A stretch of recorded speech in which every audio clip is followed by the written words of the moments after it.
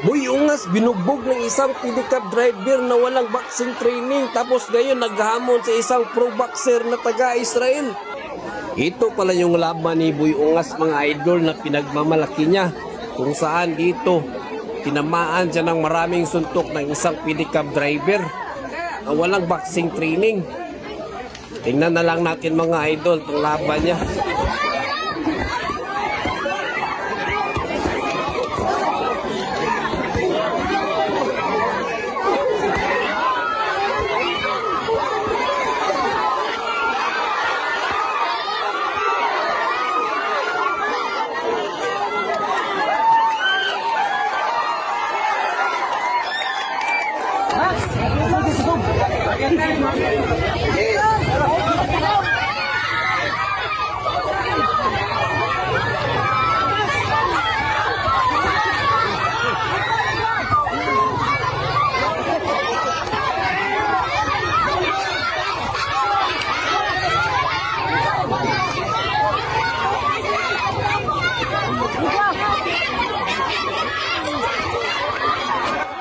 Dito mga idol, mukhang napagod na yung pedicab driver.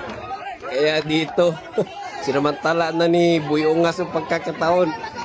Pero, kahit ganun pa man, lumalaban pa rin yung pedicab driver. Hindi pa rin basta-basta babagsak ni Boy Ungas.